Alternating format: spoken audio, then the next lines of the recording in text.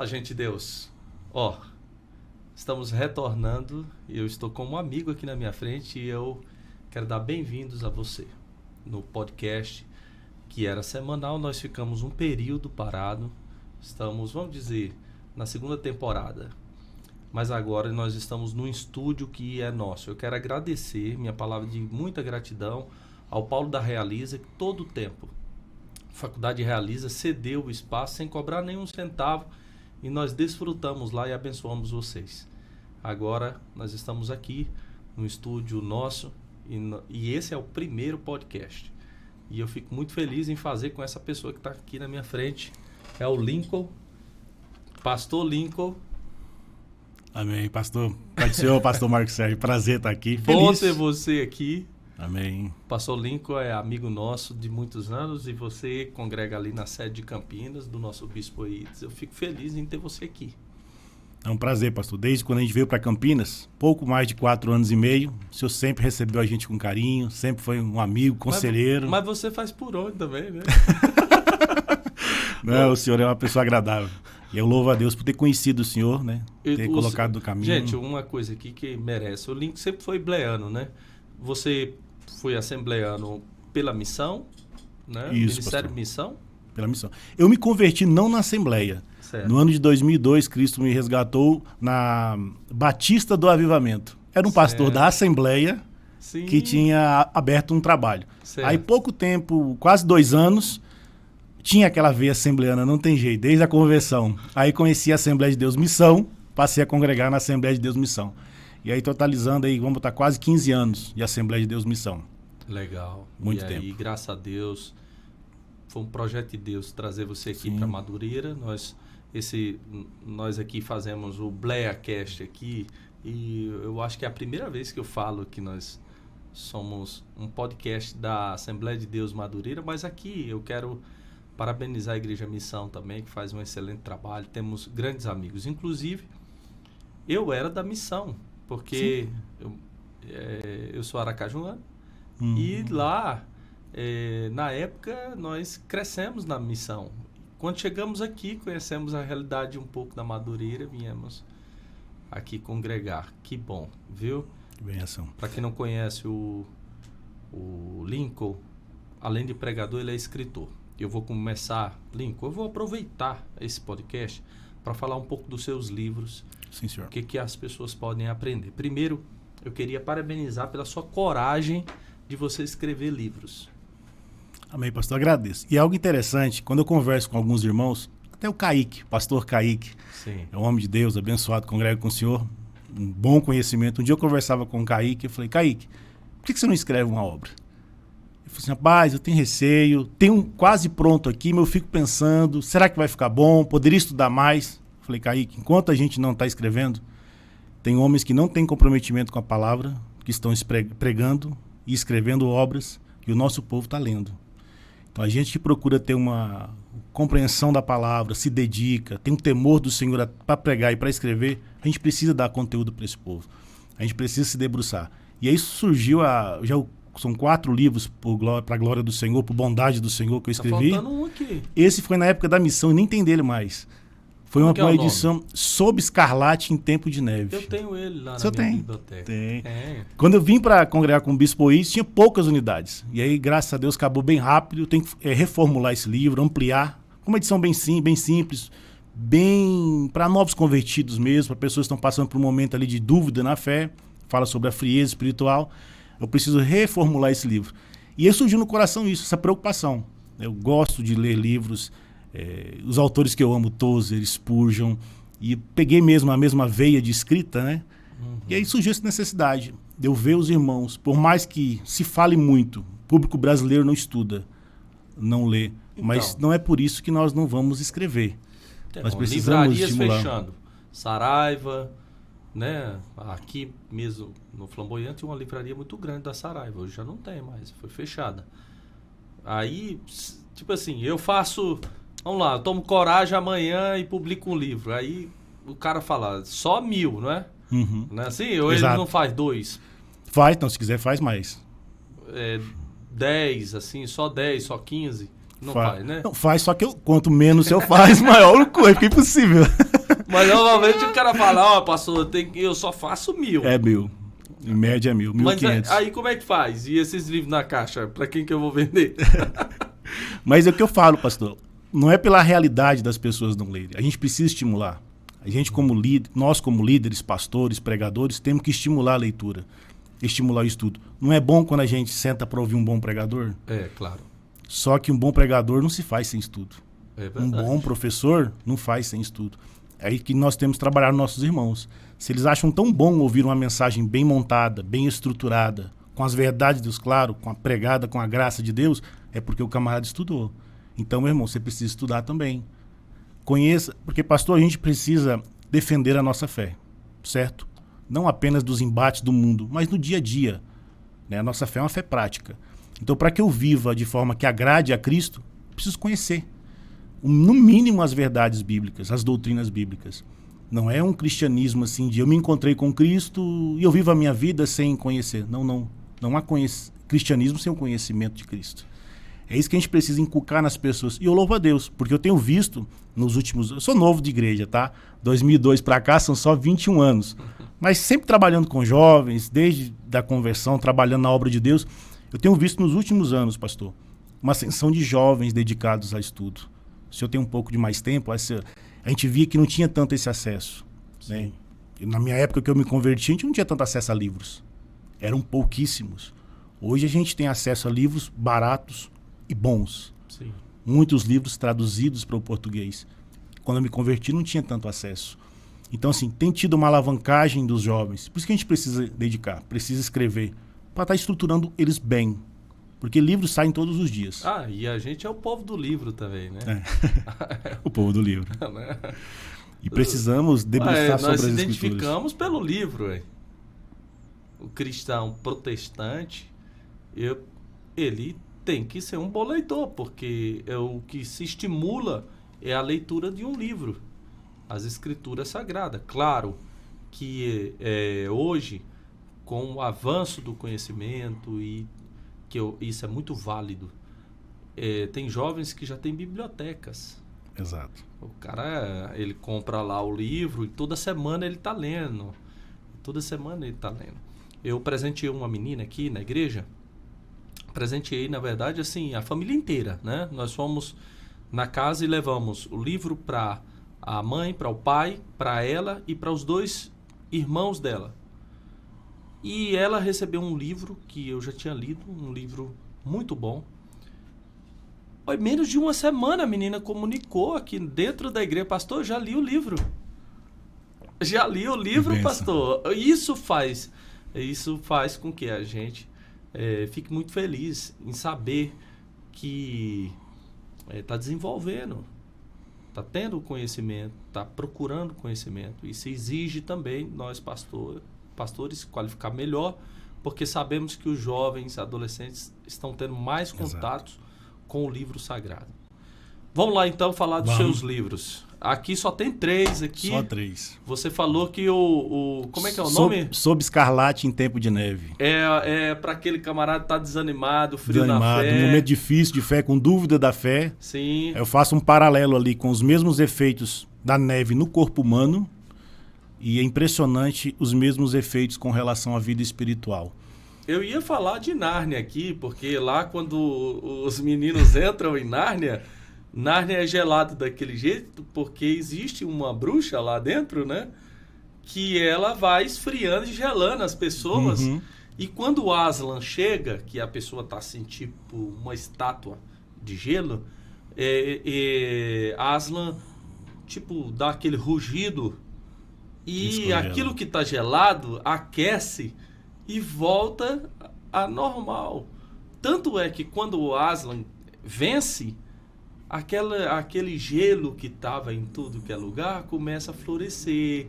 Não tem mais aquele negócio gelado. Uhum. É de fato assim, o esfriamento é esse gelo. Gelo. E é o que interessante que eu coloco naquela obra, pastor Marcos. O esfriamento não é da noite para o dia.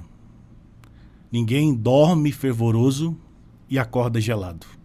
É um processo. E é um processo que nós não vamos percebendo. Né? Até eu coloco algo interessante no livro. O corpo nosso, 37,5 graus é a temperatura normal, certo?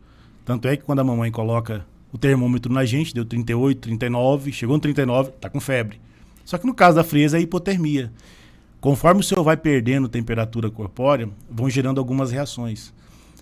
A primeira reação que ocorre é a perca da consciência com relação a certo e errado, discernimento, quando a sua temperatura começa a cair. Por isso que uma pessoa, quando ela está começando a hipotermia, se eu começo a falar com ela sobre colocar roupas, não, ela tem uma certa relutância, porque aparentemente, não, tá bem, mas... E ela não consegue distinguir o que deve fazer. A vida espiritual não é diferente. Primeira característica de alguém que começa a esfriar, ele diz que não consegue discernir o santo do profano. Ele começa a pecar. Ele começa a errar, achando que está tendo uma vida agradável. A gente cai a temperatura um pouco. Chega em determinada temperatura onde o corpo está vivo, né? Clinicamente vivo. O coração chega a bater 2, 3 vezes num minuto. A pessoa está totalmente inerte, mas você não pode dizer para ele que ele está morto, porque ainda há vida. E tem muitos irmãos, infelizmente, no nosso meio que estão assim, Sim. totalmente inertes. Só que o que se precisa fazer? Primeiro, se tira do ambiente frio. Por isso a importância de congregar, o convívio cristão. Não existe um cristão sem convívio cristão. Por isso que não há, pastor, como sermos desigrejados. É um risco muito grande. A gente precisa congregar. Porque, primeira coisa, você tira ela do ambiente frio e se o senhor não tem como aquecê-la, abraça. A temperatura, isso é ciência. A temperatura corpórea sua vai ajudar aquela pessoa. Então, o convívio cristão, a unidade cristã, vai restabelecer a força espiritual daquela pessoa. Sim. A igreja é o lugar mais quente, mais aquecido. A única forma de se romper a frieza espiritual é o convívio cristão. Aí eu vou fazendo esse paralelo, com inúmeros textos bíblicos e um pouco de ciência também. Uai, bem interessante. Ficou muito interessante, velho. Isso é a inteligência dos bons pregadores, utilizar uma metáfora que ela tem tudo a ver com o texto sagrado e que as pessoas, isso grava bastante na mente e tem muita aplicação. Esse você já não vende mais. Não, esse não. Eu preciso fazer uma nova edição e, como eu falei, eu quero ampliar ela. Então, agora fala aqui pra mim. Você nunca pensou em pegar essa nova edição e colocar ela no e-book? Eu tô dizendo assim, eu sei que tem o livro, assim, isso tem um custo bem maior, não é? Sim, senhor. Mas se você for lá no seu Instagram e falar, olha, a única edição que eu não tenho impresso, eu vou colocar aqui no e-book e vou cobrar R$ 9,99. Uhum. Eu tenho até ele em PDF. Essa questão eu tenho ele pronto em PDF, só não e-book, tá? Sim. Seria uma opção. Só que quando eu conversei com a editora, a quantidade de e-books, mais que seria bom, já que não tem disponível, né? A cada 10, 15 livros físicos que se vende-se um e-book. Ah, tá certo. Como eu falei, a gente não tem essa cultura tão grande. Para nós que estudamos tanto, a gente adere ao e-book. Mas seria uma boa opção. Antes de fazer a nova edição, né? Trabalhar já com o e-book pronto. Um e-book pronto, coloca no Instagram, fala lá, ó, irmão, clica lá em cima. Você está ajudando duas famílias. A minha e da minha esposa. E é porque muitos irmãos que começaram a ler querem montar o conjunto. Vão montando o conjunto, né? Aqueles que têm o Sobre Escarlate foram adquirindo os outros para montar todos, né? Não, Lico, eu vou consertar aqui, cara. Eu acho que eu falei uma bobagem agora. Sabe por quê? Porque eu falei assim, que você vai abençoar duas famílias, a minha e a sua e da sua esposa. Mas, na verdade, quem vai ser abençoado é quem lê. Quem lê. Não é? Exato. Porque um trabalho desse que você fez demorou quanto tempo? Foi 1 ano escrevendo. Olha aí, ó. 1 ano de trabalho escrevendo. Escrevendo. Fora que antes, que o senhor sabe, a gente que escreve, todos os dias a gente está lendo. E muitas vezes muitos livros que o senhor está lendo naquele momento não são utilizados. Sim. É só um armazenamento de conhecimento e tudo. Mas aquele livro surgiu de um artigo no Mensageiro da Paz. Sim. Eu tinha um sonho, né, da missão, ter artigos publicados no Mensageiro da Paz. E aí eu tinha escrito Sobre Escarlate em Tempo de Neve, era o nome do artigo. E aí minha esposa, eu louvo a Deus pela vida dela. Ela falou assim, eu queria mandar. Mas ninguém vai dar moral para um menino escrevendo um artigo. Falou, manda, uai. Se não der certo, não deu. Eu peguei, elaborei, mandei pro pastor Silas Daniel, que é o chefe de jornalismo da CPAD, e ele apaixonou no artigo.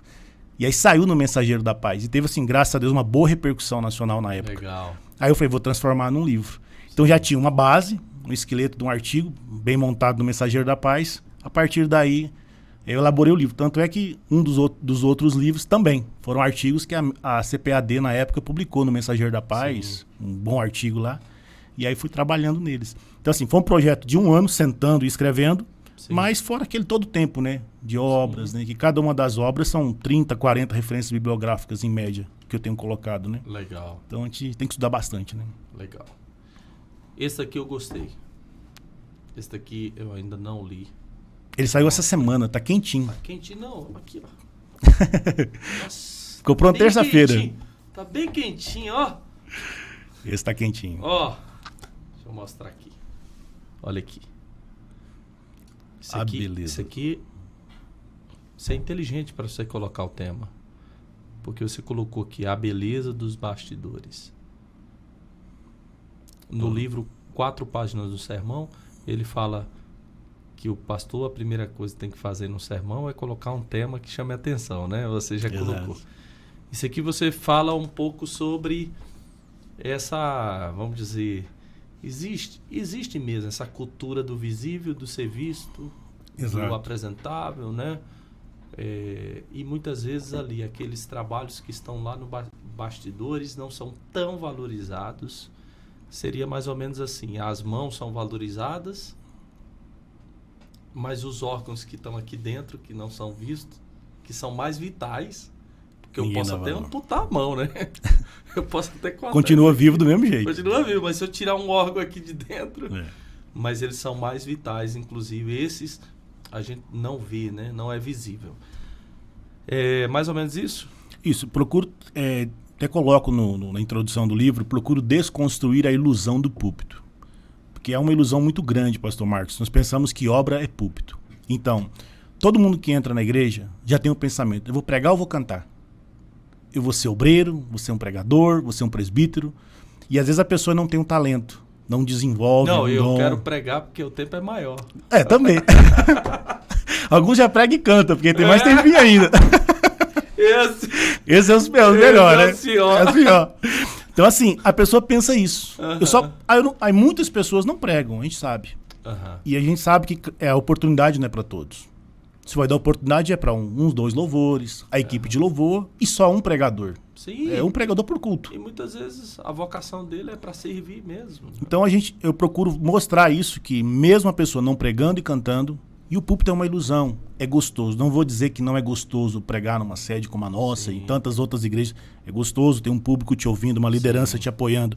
Mas a obra não é só isso. A obra é uma grande engrenagem, onde só funciona se todas as partes funcionarem bem. Porque muitas vezes, pastor, a gente ganha uma alma, não é na pregação, é na recepção na porta. É verdade.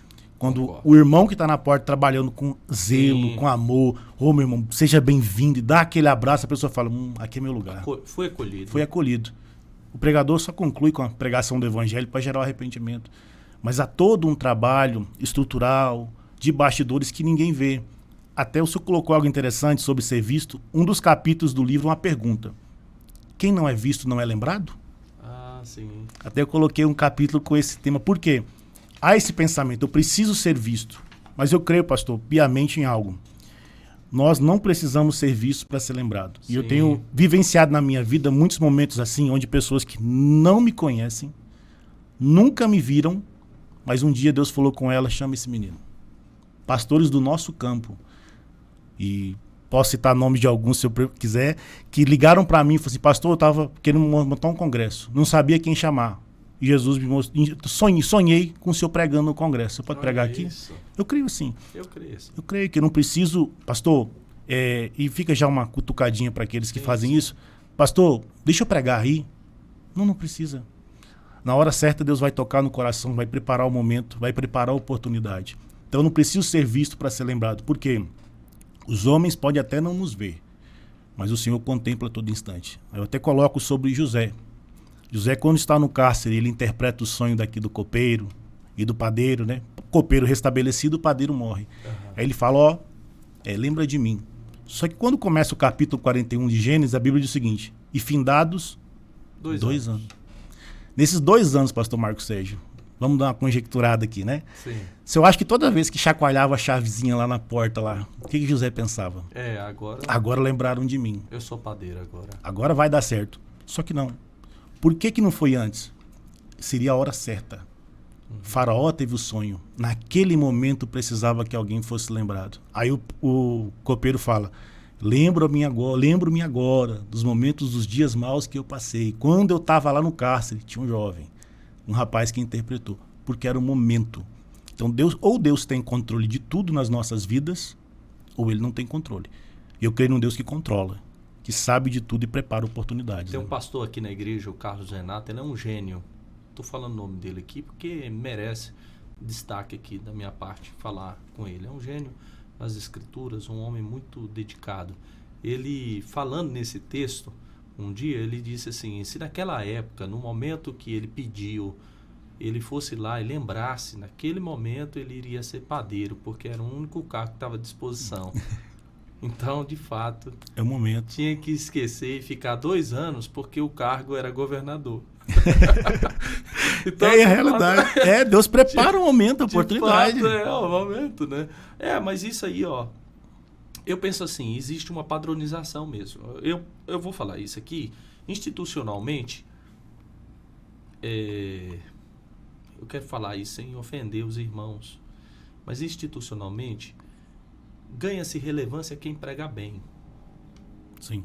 Uma vez eu estava auxiliando um juiz e chegou um acusado que ele era religioso, pastor. E aí uma testemunha foi falar para ele assim, não, é porque ele não cometeu isso não, porque ele sabe a Bíblia toda na cabeça. E ele falou, mas eu também sei a Constituição inteirinha, e o Código Penal, e o processo penal. Uma coisa é eu saber, outra coisa é eu viver. Exato. E o que a gente observa é que, assim, institucionalmente, é a instituição dos evangelistas. Quem prega melhor tem melhores posições. Então, já se perceberam isso. Isso é visível. Uhum. O Wallace está aqui. Se o Wallace pregar muito, ele vai estar nas melhores tribunas, vai ganhar a melhor proeminência. Existem outras funções ministeriais de que é necessária. Hoje não há mais o incentivo do camarada da moça ser missionário. Gente, mas é uma obra importantíssima. Muito importante. Faz o link, inclusive, com o missionário como se fosse alguém que fosse sofrer. Ela vai ser missionária? Vai? Meu Deus, coitada. Vai morrer de fome. Não. Que coisa. Essa é a realidade. Pastor, por misericórdia, quando eu estava na missão, 5 anos eu coordenei obra missionária. Bolívia e Amazonas. E eu e minha esposa visitávamos o campo missionário. Eram missionários ligados aqui em Goiânia, onde a gente enviava recursos por 5 anos, sustentando eles lá. Aí a gente entende que essa proeminência e destaque do púlpito é em regiões mais abastadas. Por quê? Ramal do Pavão. Convivi 5 anos com essa congregação lá, onde a gente tinha um missionário, formamos um rapaz aqui. Sim. E ele foi enviado para o Amazonas e eu posteriormente fazia visitas anuais lá. Igreja no meio do mato, sem internet, a comunidade no Amazonas vai de 40 a 80 casas, podendo ter até 800 a 1.000 pessoas, já que as famílias são com muitos filhos. Sim, sim. Ninguém sabe o nome. Os pastores maiores, das maiores igrejas, nunca saberão. Mas o trabalho que eles estão fazendo, pode-se dizer, de bastidores lá, é imprescindível. Se eu chegar que nem um rapaz assumiu, e até a história do nosso trabalho missionário, saiu no Ensinador Cristão da CPAD, que a gente realizou no Ramal do Pavão com o missionário Adson. A igreja fechada, não tinha crentes, e lá, por ser uma comunidade, o senhor não chega e abre a igreja. Sim. Precisa da autorização do líder da comunidade. Permitiu, o menino começou a cuidar, o missionário, pela amizade, tem um amigo que... Sim. O missionário Adson começou a cuidar das crianças, enquanto os pais cuidavam da roça de mandioca. Ele ganhou a comunidade inteira para Jesus. Olha isso. Quem é Adson? Ninguém sabe. Sim. Mas marcou o Amazonas. Quem é pastor Antônio Rocha? Quase 20 anos no Amazonas. Ribeirinhos, viajando, como eu viajei para uma comunidade para pregar num culto. 5 horas de barco, Rio Tefé e Rio Bauana. Para pregar num culto, pastor Marcos Sérgio, no meio do nada. Sabe o que é? Nada. Sim. Absolutamente nada. No meio do mato. Aí você fala assim, vai dar ninguém não, aí. Porque aqui quando chove, normalmente em Goiânia, dá aquela chuva, o trânsito fica um caos, ninguém vem. Lá sem asfalto, sem nada, sem iluminação, só o gerador para iluminar a igreja e as casas por pouco período, devido que o diesel é caro e para chegar é complicado. Ah, vai dar ninguém no culto, não. A igreja só coberta. Não dá para colocar iluminação, porque enche de insetos no meio da mata amazônica. Fala, não vai dar ninguém no culto. Pra gente pregar, pastor, ou se eu levo uma lanterna, ou com o celular aqui para iluminar o versículo. Aí quando você vai pregar, a igreja está lotada. E o mesmo Jesus que faz nos grandes templos aqui, tá lá nos bastidores, salvando, operando e fazendo coisas maravilhosas. É lindo. Então por isso que a gente tem que trabalhar. Minha esposa mesmo prega. Lê a Bíblia todos os dias, lê livro todos os dias, minha esposa. Todos os dias faz o devocional para os meus filhos. Posso dar testemunho disso aqui. Mas assim, se tiver possibilidade dela pregar, a minha esposa vai permitir que ela pregue. Ela não prega. Ah, não, se tiver a Damaris que prega, ai, graças a Deus. Se tiver a Thaisa que prega, graças a Deus, ela prega. O que ela prefere? Aí vai lá. Quem sabe aí das igrejas onde nós passamos, a Andressa vive cuidando do ministério infantil. Belo trabalho. As salas, estruturações das salas, ali também, cuidando das crianças, organizando o espaço, o material, qualificando a professora, cuidando da criança, o desenvolvimento da criança. Com as mulheres, grupos pequenos. Até no grupos pequenos, agora sábado, a Bruna iria pregar aqui em um grupo pequeno. Mas o Tiago teve que se submeter a uma cirurgia e a Bruna avisou, justificando. E a líder falou, pastor, a senhora prega. Ela arrumou uma outra pessoa. Deu jeitinho. Mas estava lá presente. Ajudou a organizar. Então, eu penso que assim, as pessoas também... Olha, eu acho muito importante, vamos dizer, o rapaz que trabalha no Ministério Diaconal, a diaconisa, as professoras de crianças, a irmã da recepção, o que recebe os visitantes, o que discipula, o que ajuda no discipulado, o camarada que ele está ali organizando o som. Hoje a gente tá aqui, ó. Ninguém tá vendo o Wallace ali. Mas ele tá ali. Ele chegou aqui cedo, inclusive. Ele que organizou. Esse som tá saindo aqui. A câmera tá ligada. Foi um trabalho, não é de hoje, mas um trabalho de alguns dias para deixar tudo organizado. O estúdio organizado. Então, por trás, vamos dizer, do camarada que levanta, eu penso que quando eu levanto para pregar, eu estou indo com um bocado de gente atrás. Exato. De suporte para que eu vá lá e pregue. Né? E aqui eu fiz a comparação de dons visíveis, que é esse, um dom de pregar, um dom de cantar, e é visível. Mas assim, tem outros que não são visíveis. A irmã do ciclo de oração não é visível. E não há demérito algum. Não há demérito. Como as pessoas pensam assim, mas ele não prega. Não, mas faz um excelente trabalho. É louvo Deus. Todo trabalho que é feito para a glória de Deus, não há demérito algum. Eu vou falar algo aqui, trabalho do marketing lá da sede. O bispo, é só jogar o nugget do bispo e já tá, viraliza. Gente, alguém filmou, alguém fez um recorte, fez um trabalho de marketing, colocou... Eu não tô lembrado do nome da pessoa que foi lá, pregou para o Billy Graham e fez com que ele discipulasse ele. Mas você que é curioso, tá ouvindo? Procure saber isso no Google, que essa história que eu estou contando, essa pessoa que discipulou, ganhou também muitas almas. Porque se o Billy Graham foi esse camarada que ganhou muitas almas, aquele que discipulou também tem parte nisso. Exato. Né? É como a história da conversão de Moody. Né? Se a gente falar o nome Edward Kimball, eu só encontrei em um livro.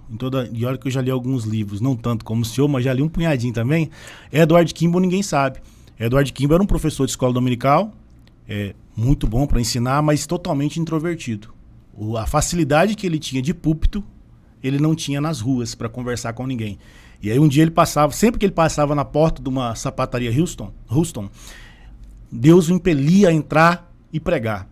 E ele ficava, não dou conta, não dou conta. Até que um dia ele resolveu entrar e foi até o estoque, onde tinha um jovem. E ele conta que esse jovem era rude e letrado. Kimball conta que ele nem se lembra sequer o sermão que ele pregou. Só sabe que falou da graça, que Jesus salva, perdoa, e o jovem se converteu. Sim. O jovem que se converteu foi D.L. Moody.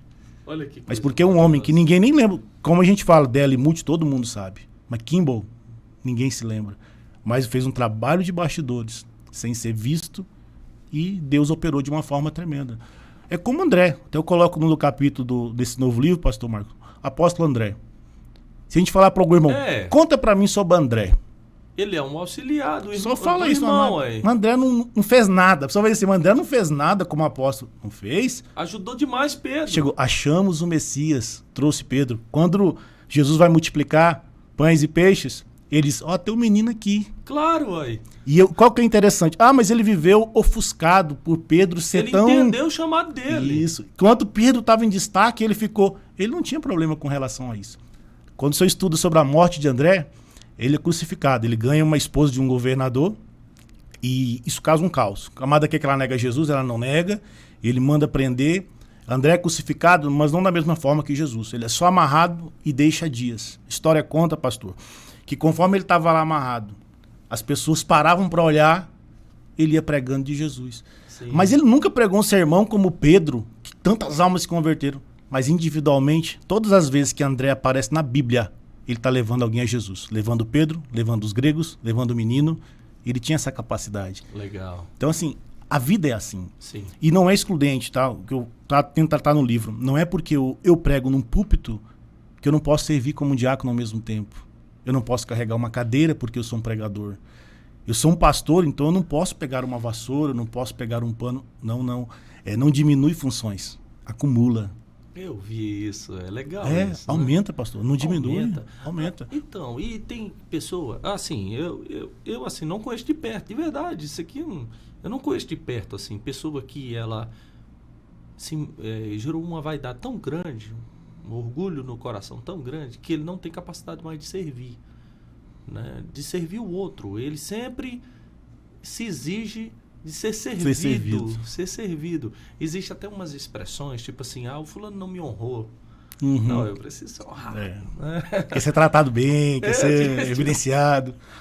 É o que me marcou há muitos anos, pastor. Um dia uma irmã, não vou falar o lugar, há muito tempo, a gente estava organizando um evento e aí precisavam carregar algumas cadeiras. Aí ela pediu para um presbítero. Aí o presbítero falou para ela, não, eu sou presbítero, pede para um diácono. E ela chegou, irmão Lincoln, o irmão disse que não pode carregar porque ele é presbítero. Sim. Eu falei, irmão, ele tinha obrigação de carregar a cadeira.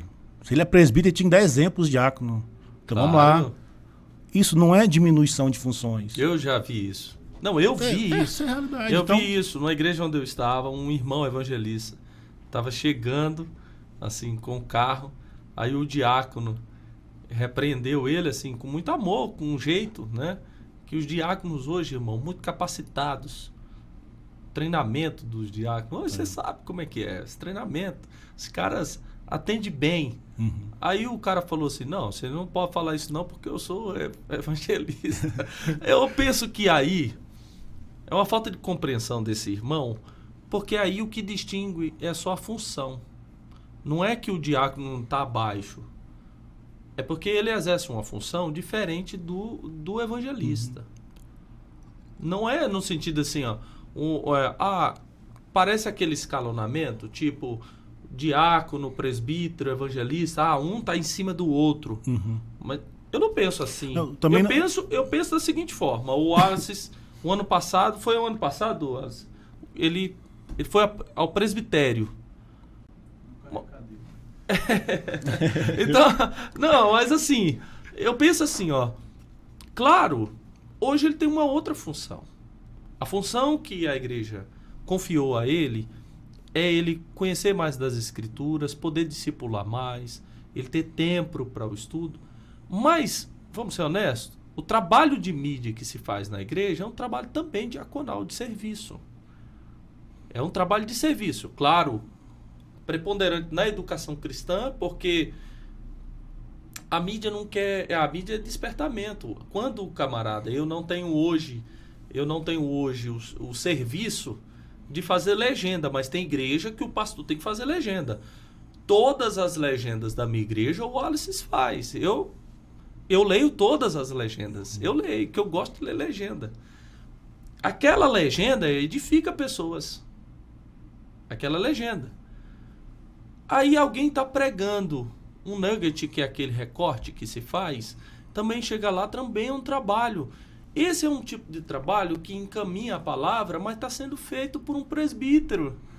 Entende? Eu penso, e isso eu estou vendo, olha, eu quero parabenizar, porque isso eu estou vendo que as igrejas têm tido gente madura. Eu fui em uma igreja que eu cheguei lá, era um pastor que cuidava da mídia. Um pastor mesmo. Um pastor. A alegria dele mostrar a equipe, falar, olha, a equipe aqui faz como é que é? Videomake, né? Story make, esse daqui faz o story make, esse daqui. Então, uma turma engajada nisso. Como também já vi pastor cuidando do ministério infantil. Eu fui agora em São Paulo, fomos numa igreja batista no período da manhã, e eu fui no ministério infantil. Um pastor tem muitos anos que ele é pastor e que ele cuida do ministério infantil. Como também já vi pastores cuidando do ministério de louvor e assim sucessivamente. Gente, isso demonstra que entendeu o propósito. O próprio Cristo, pastor Marcos Sérgio, eu coloco assim, o rei servo. Jesus não veio para ser servido, mas para servir. Então tem um livro, inclusive leva meu nome, né, que fala isso. Eu não tenho opção, né? Tem opção, já não. tá no nome. Já tá no nome. Então, assim, é o serviço. E como o senhor colocou bem interessante, o senhor falou, não é escalonamento, não é um degrau, onde todos os diáconos um dia serão pastores. Eu não creio nisso. Não creio, pastor. Nós temos um exemplo lá na sede. Eu quero parabenizar o Márcio. Um excelente trabalho. Excelente trabalho. O Márcio, exemplar. Exemplar o trabalho. Eu penso assim, que em Goiânia, nós vamos chegar lá, o Jardim Goiás vai chegar lá, mas em Goiânia, o Márcio faz um trabalho ali na sede que é brutal, aquilo lá, a coisa mais linda. Diaconatos funciona como uma sinfonia na sede.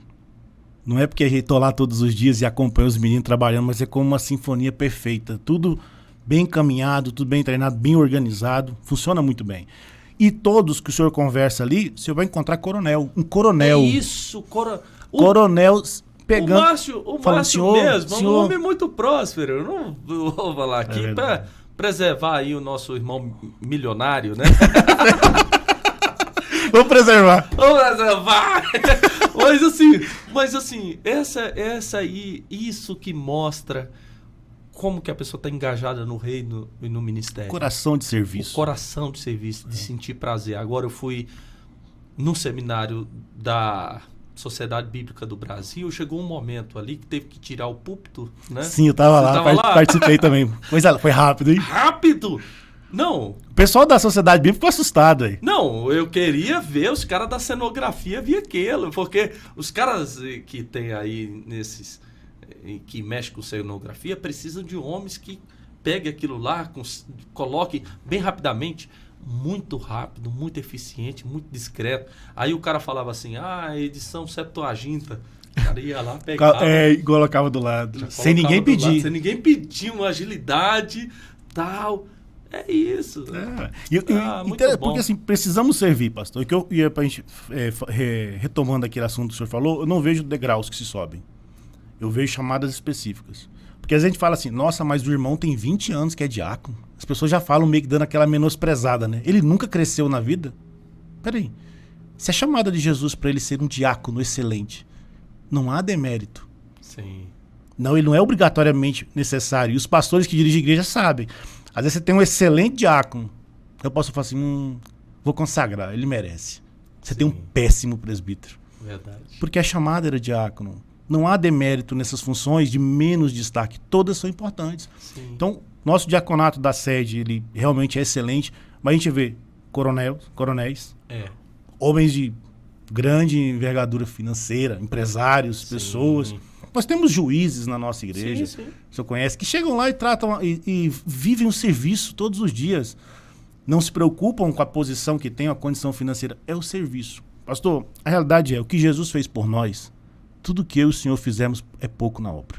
É muito pouco. A gente não merecia estar aqui, não merecia ser salvo, merecíamos o inferno. Ainda volta e meia a gente dá umas lencadinhas, dá umas erradinhas, Jesus ainda perdoa. E agora, na hora de servir, a gente escolhe serviço, escolhe aquilo, não posso fazer isso. Não. Há uma necessidade. A Valéria sabe, eu sou agoniado num culto, quando tá tendo uma festa. Eu sento ali, pra você ter noção, os meninos da igreja, quando eu fui diácono, eles chamavam de diácono sanguinário. Eu era aquele diácono assim, tal, terrível. Os meninos para ir no banheiro eu tinha que pedir, eu era terrível, né? Aí quando eu sento, mesmo na sede, eu sento, eu vejo ali, ela tá precisando disso, daquilo, o que pode fazer, tal, tá dando uma festa. Pastor Lucas, precisa de alguma coisa. A gente precisa ter essa visão, todos. Por quê? Aí vai funcionar tudo certinho. Porque uma coisa pode passar desapercebida. Aí eu, como pastor, olha lá, ó, ninguém tá fazendo. É verdade. Como um dia um rapaz falou pra mim, Molinco, mas eu acho que podia ser melhor tal coisa. Ou quando fala na hora da palavra, eu acho que podia ser melhor. Então, irmão, estude e seja um ótimo pregador. É verdade. Se a gente aponta problemas do funcionamento, do serviço, então vamos nos dispor. Vamos dizer, eu estou aqui para servir, eu posso ajudar, eu posso servir. O evangelho é isso, o evangelho é serviço. Não há como distanciar o serviço do cristianismo. Se há um pensamento de que de glamour, de glória, não é evangelho, pastor. Sim. Sou bem sincero. Não é evangelho. Pode ser qualquer outra coisa que picou, qualquer bicho que mordeu, mas não foi o evangelho. Sim. Porque o evangelho me mostra as minhas misérias e me coloca ao serviço, de forma a ser útil. Eu li uma vez uma obra, não vou nem citar o ator que eu não gosto dele, do autor, mas ele contou uma história interessante. Um dia ele visitou um missionário, né, visitou uma mulher prostituta que estava à beira da morte num leito. E aí pregou para ela creu em Jesus, naquele momento foi um momento de alegre e foi embora. No outro dia, quando ele volta para visitar aquela mulher, ela está chorando, desesperada. Aí o missionário fala assim, não deixe o inimigo colocar no seu coração dúvida, Jesus já te perdoou. Ela falou assim, não é isso que está me afligindo. O que está me afligindo é porque eu sei que eu vou morrer daqui a uns dias. E eu não tenho nada nas minhas mãos para apresentar para Jesus. Sim. Então, pastor, a gente precisa frutificar. Amém. Jesus vai nos galardoar. Paulo escrevendo aos Coríntios, ele diz, sede firmes e constantes, sempre abundantes na obra do Senhor, sabendo que o vosso trabalho não é vão.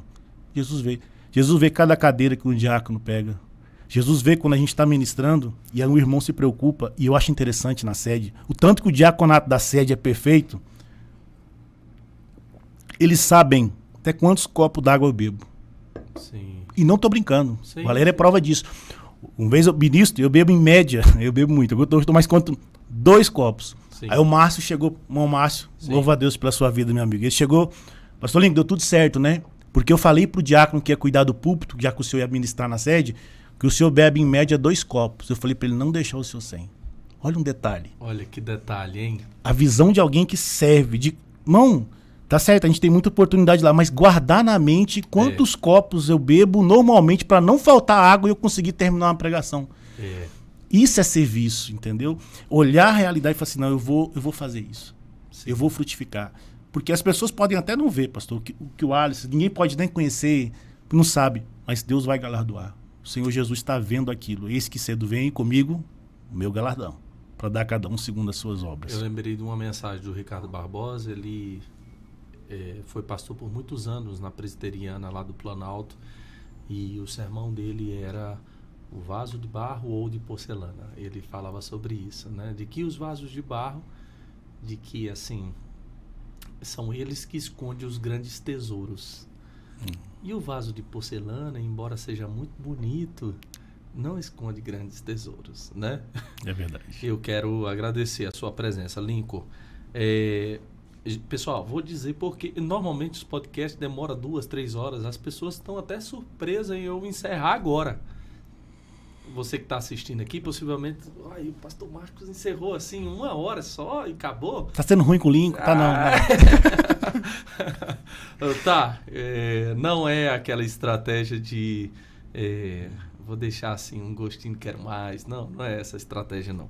É porque nós estamos aqui, daqui a pouco nós vamos para o culto. Agora, nesse momento, nós vamos descer para o culto. O Lincoln vai pregar aqui na minha igreja. Para quem não conhece, eu sou pastor evangélico na Madureira, Campo Campinas, no Jardim Goiás. E nós estamos aqui no templo e vamos descer agora para louvar a Deus e o Lincoln vai pregar. Por isso, eu estou justificando que o podcast ficou um pouco rápido. Mas assim, ó, vamos combinar nós dois, pode ser? Pode, isso manda. Você retornar aqui para a gente falar. Primeiro, vamos voltar ao verdadeiro evangelho, depois você faz um banquete revelador. Pronto. Combinado. Fechou. Eu quero agradecer muito, Lincoln, pela sua vida. Você é uma pessoa que Deus tem usado muito para o ensino da palavra. Continue assim, você e sua esposa, tá, meu irmão? Quero dizer para você que todos nós admiramos o seu trabalho, sua dedicação, tá? Que o Senhor seja contigo, viu? Amém, amém, pastor. Louva a Deus pela vida do senhor. Sabe que a gente admira, respeita, né? Espelha muito no senhor. E louva a Deus pela vida da minha liderança, né? Bispo Boides, desde quando eu cheguei no campo de Campinas, eu como um pai. Pastor Samuel, eu como um paizão também, abriram o coração, me cederam a oportunidade e têm investido tanto em mim. Se hoje eu tenho a oportunidade de estar aqui diante do Senhor, eu devo isso claramente a Deus e ao Bispo Boides, que tem feito tanto na minha vida, né? Tem sido, eu um homem que só conhece ele há muito tempo também, um homem de Deus, um homem que não tem nada, todas as pessoas que eu já conversei no mundo sobre o Bispo Boides, nunca ninguém teve nada a falar dele. Então é um exemplo para nós e eu louvo a Deus pela vida do nosso pastor. Vou trazer ele aqui. Estava esperando esse momento aqui. Estamos fazendo algumas reformas aqui para quando ele chegar, tá mais ou menos arrumado, né? Uhum. Estamos aqui há pouco tempo, mas por direção dele, direção de Deus, estamos muito felizes aqui no Jardim Goiás. Amém. E era um desejo nosso, de nós, assim, quando tivéssemos o estúdio, trazer o Bispo Boides aqui, o pastor Samuel também, outras pessoas lá. Uhum. Gente, muito obrigado pela audiência, obrigado por você estar aqui, presente, ouvindo, assistindo esse podcast. Se é bênção para você, é bênção para muita gente, encaminha isso aqui, esse link para muita gente, para que eles sejam edificados. Nos ajude a divulgar. Aqui tem um sininho, se você ainda não se inscreveu, aperte lá, inscrito, e depois aperte o sininho. Todas as segundas às 20 horas e sextas às 20 horas você tem assuntos de espiritualidade cristã de forma criativa, dessa forma aqui, contemporânea. Hoje nós falamos um pouco sobre o trabalho dos que fazem assim de maneira discreta, né? Mas é tão bom, né? Eu não sei, eu quero deixar aqui ao final, eu lembrei um texto que o evangelista Mateus fala de Jesus no Sermão do Monte, que ele fala: se for orar, faça de maneira discreta. Não fique nas praças públicas, entre dentro do seu quarto. Se você for jejuar, faça de maneira discreta. Não fique assim com aquele rosto que está jejuando, ou divulgando que está jejuando, ou quando você for fazer generosidade, faça de maneira discreta. Qualquer coisa que você faça, ali está dizendo, só vai servir a espiritualidade, os meios de graça, quando você, nas disciplinas da fé, quando você faz de maneira discreta, e a glória é para Deus. Qualquer coisa que você faça, tá? Visível ou muitas vezes invisível, que ninguém veja. Mas o nosso Deus está vendo. Nosso Deus está vendo. Deus abençoe você, toda a sua família. Um grande abraço. Até o próximo episódio.